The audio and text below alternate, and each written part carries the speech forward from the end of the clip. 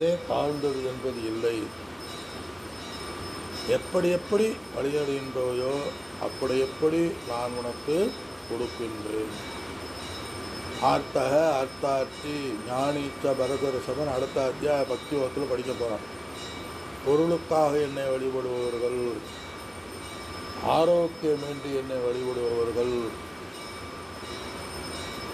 கஷ்டங்கள் நீங்கணுங்கிற வழிபடுபவர்கள், ஜிக்ஞாசு என்னையே அடைய வேண்டும், என்னை அடைவதால் வாழ்க்கையின் குறிக்கோளாக கொண்டு வழிபடுபவர்கள், ஞானின தன்னுள் வழிபடுபவர்கள், அனன்யா சிந்தயந்தோ மாம் ஏஜனா பரியு பாசதே, என்னை தன்னுள் எவன் வழிபடுகிறானோ அவர்களுக்கு நித்திய யோகக்ஷேம மகாமி அகம், அவர்களுக்கு வேண்டியதை நான் கொடுத்து அவர்களை பாதுகாக்கின்றேன் என்றெல்லாம் பகவான் கூறியதை அர்ஜுனன் கேட்டு, நீங்களே பரந்தாமன், நீங்களே உயர்ந்த ஒளி, நீங்கள் கூறுவதைத்தான் எல்லா ரிஷிகளும் மகரிஷிகளும் உங்களுடைய நித்தியமான திவ்யமான ஆதி பகவானாக இருக்கின்ற உங்களை அனைவரும் புகழ்கிறார்கள்.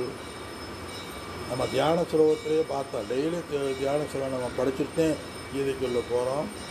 எம் பிரம்மா வருணேந்திர ருத்ர மருதக ஸ்துன்வந்தி திவ்யஸ்தவை வேதை சாங்கபதரக்கோ, வேதங்களாலும் உபனிஷத்துக்களாலும் உங்களை எம் பிரம்மா வருணன் முதலியவர்கள் வழிபடுகிறார்கள், காயந்தி பாடுகிறார்கள் சாமகானத்தினால் அப்படின்னு நம்ம பார்த்தோம்.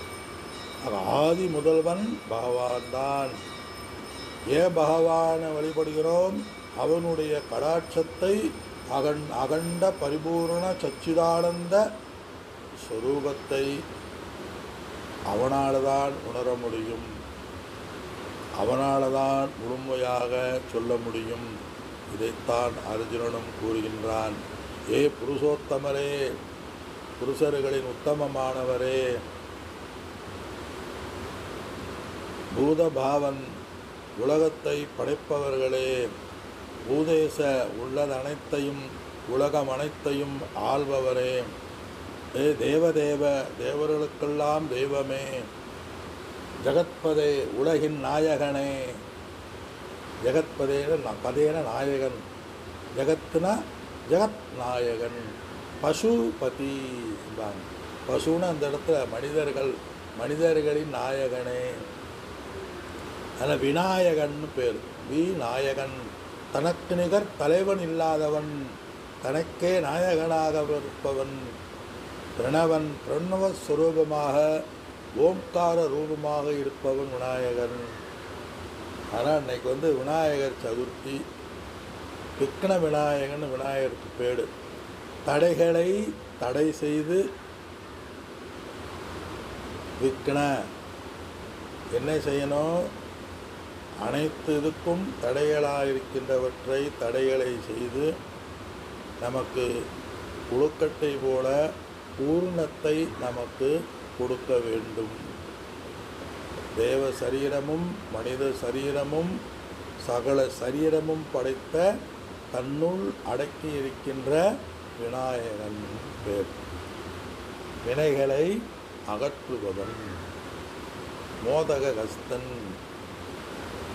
பாதம் நமஸ்தே சொல்வான், சீத கலப்ப செந்தாமரைப்பூம். அதனால் நம்ம ஞானத்தில் தடைகள் நிறைய இருக்குது. அந்த தடைகள் எல்லாம் நீக்குகின்ற ஒரு பிரார்த்தனை சுரூபம்தான், ஒரு ஆத்மஸ்வரூபம்தான் அந்த விநாயகர். ஞானத்துக்கு முன்பும் இறைவனை வழிபட்டு ஞானத்தை தடைகளை நீக்கி ஞானத்தை அடைய வேண்டும்.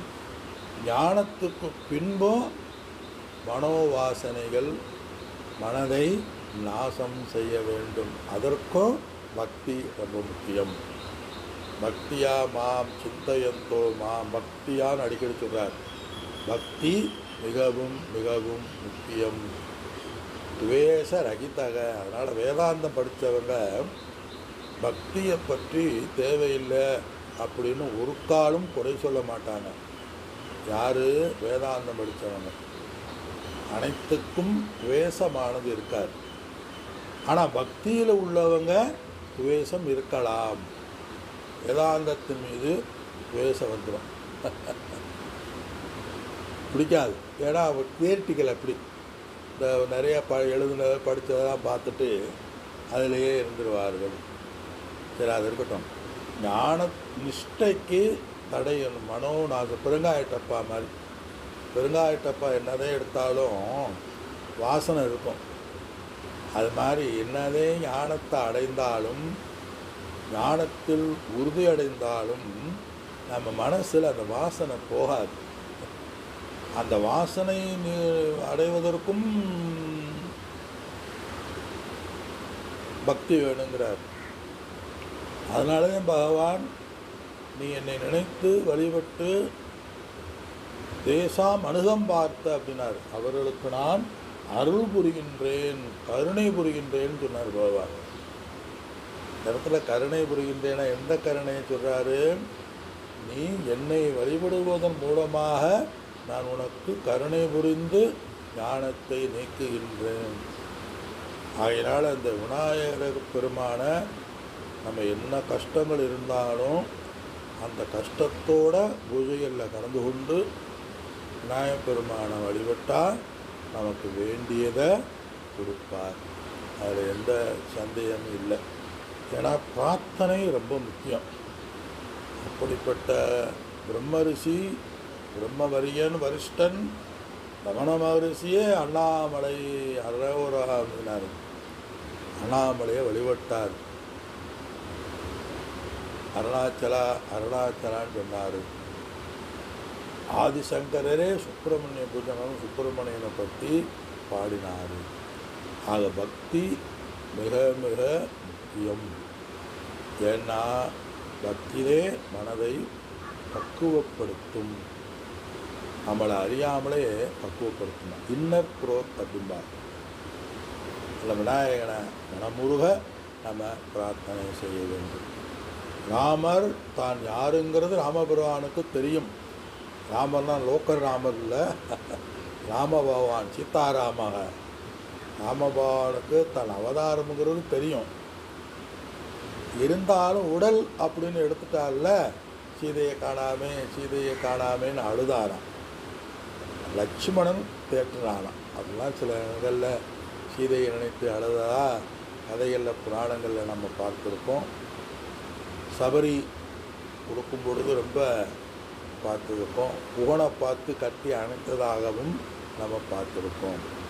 ஆக உடல் மனம் என்று வரும்பொழுது 75% ஆத்மாதான் இருக்கும்.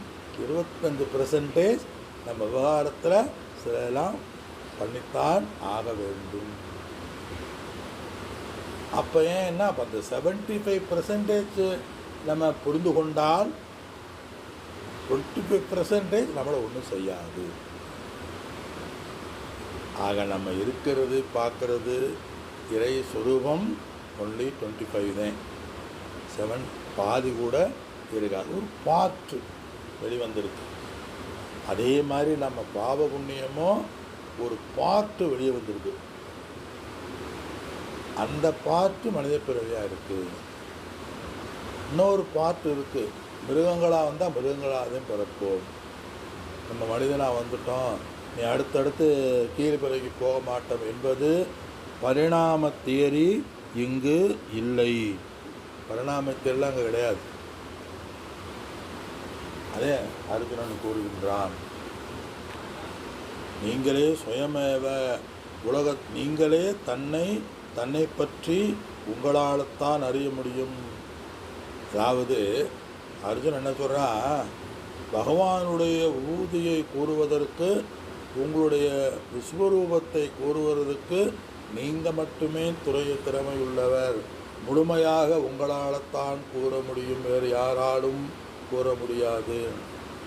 இப்போ அடுத்த அத்தியாயம் என்ன, விஸ்வரூப தரிசனம்.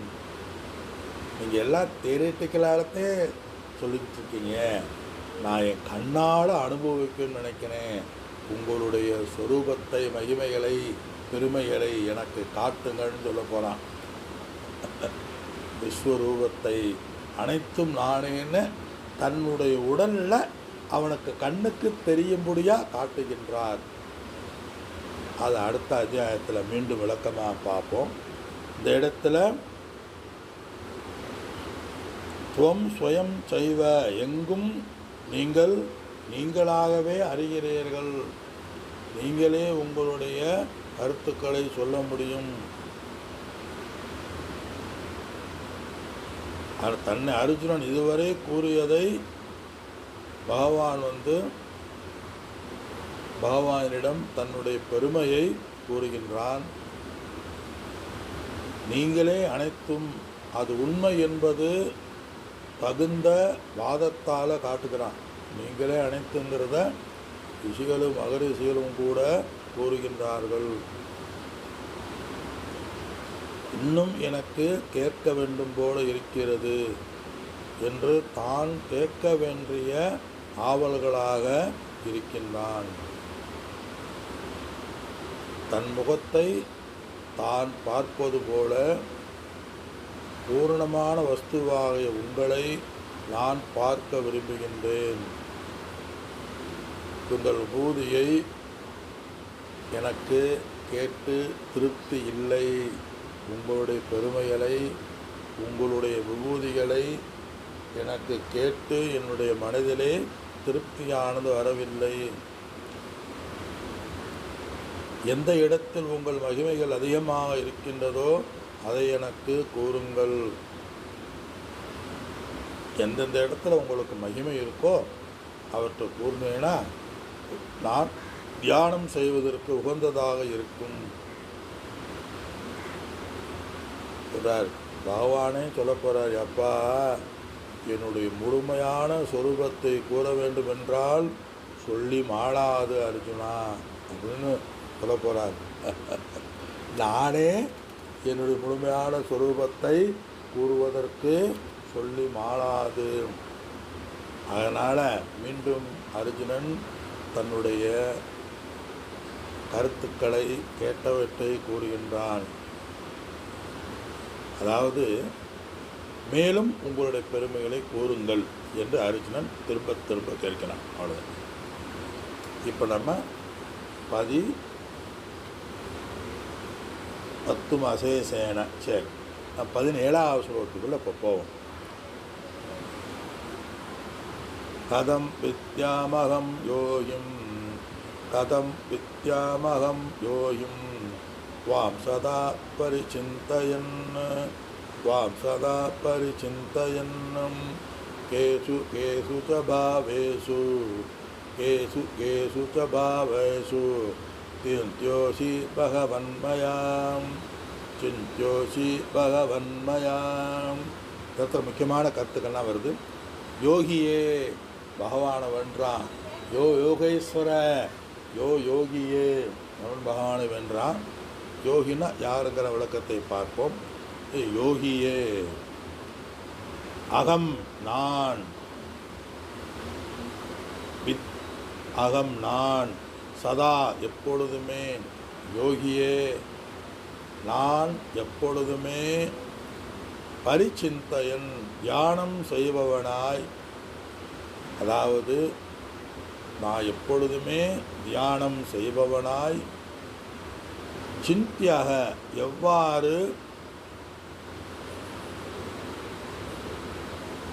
அசி உங்களை அறிவேனோ, நான் எப்பொழுதுமே தியானம் செய்பவனாய் எவ்வாறு உங்களை அறிவேனோ, அதே என்னுடைய முதல் வரியினுடைய சாரம். நான் அசினா அறிவேனோ, யார உங்களை. அந்த சிந்தியாக அசி, சிந்தியன எவ்வாறு உங்களை நான் சிந்தனை செய்வேனோ, மற்ற சிந்தனைனா தியானம் செய்வோனோ. கேசு ஏ பகவானே, ஏ பகவானே, ரெண்டாவது பகவான், ஏ பகவன், ஏ பகவானே. கேசு எந்தெந்த பாவேசு எந்தெந்த பொருள்களில் எந்தெந்த பொருள்களில், பாவேசுன பொருள்களில், மயா என்னால், சிந்தியக தியானிக்க தகுந்ததாக இருக்குமோ, எந்தெந்த பொருள்களில் உங்களை என்னால் தியானம் செய்ய முடியுமோ அந்தந்த பொருள்களினுடைய மகிமைகளில் நானாக இருக்கின்றேன் என்று உங்கள் வாயாலே நீங்களே கூறுங்கள். யோகியே என்கிற பகவான், யோகியே நான் தியானம் செய்ய வேண்டும். நீங்கள் ஒரு குறிப்பிட்ட எல்லா இடத்துலையும் நானேங்கிற சொல்கிறத விட ஒரு குறிப்பிட்ட விசேஷங்களை நீங்கள் கூறினீங்கன்னா நான் அதை தியானம் செய்வதற்கு எனக்கு நல்லா இருக்கும். அதே அர்ஜுனுடைய கருத்து. இப்போ நதிகளில் நான் அனைத்து நதியாக இருக்கிறேங்கிறத விட நதிகளில் நான் கங்கையாக இருக்கின்றேன் அப்படின்னு நீங்கள் சொன்னீங்கன்னா ஆஹா பகவான் கங்கை நதியாக இருக்கிறார் அப்படின்னு சொல்ல முடியும். மலைகளில் இமயமலையாக இருக்கின்றேன்னு சொன்னால் அந்த இமயமலையே அந்த பரமேஸ்வரனாக ஓட்ட முடியும். குன்றுதோறும் குமரன் இருப்பேன் என்றால் அந்த குன்றிலேயே அந்த பரமேஸ்வரனை வழிபட முடியும் என்று அர்ஜுனன் கேட்கின்றான். அதற்கு பகவான் பதில் பேசுகின்றார். மீதியை நாம் அடுத்த வகுப்பில் சிந்திப்போம். அனைவருக்கும் என்னுடைய வணக்கங்கள். ராமானந்த மகாராஜ் நமஸ்காரம். அறிவோம்.